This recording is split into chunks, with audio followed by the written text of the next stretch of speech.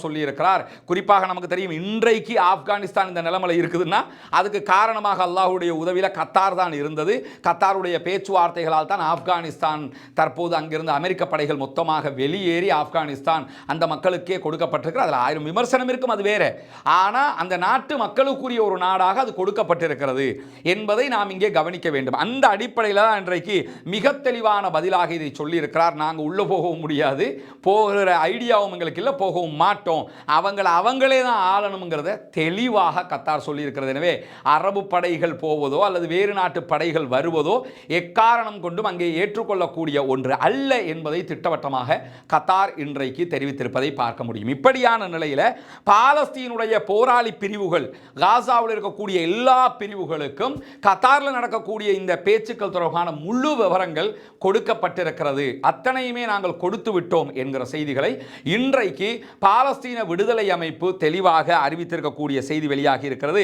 அது மட்டுமல்லாமல் அந்த அமைப்புகளுடைய தலைவர்கள் அத்தனை பேருமே இந்த பேச்சுவார்த்தைகளில் ஒருமித்த கருத்தில் இருக்கிறார்கள் என்கிற செய்திகளும் வெளியாகி இருக்கக்கூடிய நேரத்தில் இந்த பேச்சுவார்த்தைகளில் ஒரு சிறப்பம்சமாக என்ன சொல்லப்படுதுன்னு சொன்னால், இதில் போடப்பட்டிருக்கக்கூடிய நிபந்தனைகள், போடப்பட்டிருக்கக்கூடிய கண்டிஷன்ஸ் எல்லாமே அபு இப்ராஹிம் என்று அழைக்கப்படக்கூடிய ஜெனரல் தளபதி யஹியா சின்வார் அவர்கள் போட்ட நிபந்தனைகள் தான் என்பது இன்றைக்கு வெளியாகி இருக்கிறது. உண்மையிலேயே பாலஸ்தீன சுதந்திர வரலாற்றை நம்ம எடுத்துக்கிட்டோம்னா ஒரு தவிர்க்க முடியாத தளபதியாக மாறி நிற்பவர் தான் ஜெனரல் யஹியா சின்வார். ஏன்னா அது யாராலும் அதை சாதாரணமாக கடந்து போக முடியாது.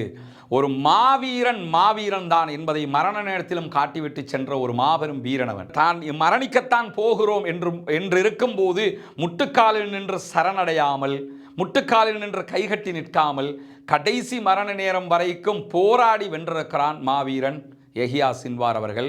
அந்த யஹியா சின்வார் அவர்கள் இருக்கும்போதே என்ன நிபந்தனைகளை இஸ்ரேலுக்கு விதித்து கொண்டிருந்தார்களோ அதே நிபந்தனைகளை போட்டு இந்த சமாதான உடன்படிக்கையை வெற்றிகரமாக பாலஸ்தீனம் முடிவுக்கு கொண்டு வர போகிறது என்கிற செய்திகள் உண்மையிலேயே மனதுக்கு இனிமையான இதமான செய்திகளாக வந்திருக்கிறது.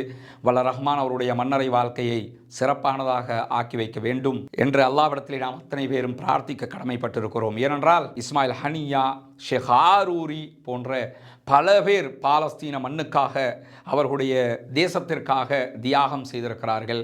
சுதந்திர வேட்கைக்காக தங்களுடைய உயிரையே மாய்த்து கொண்டிருக்கிறார்கள்.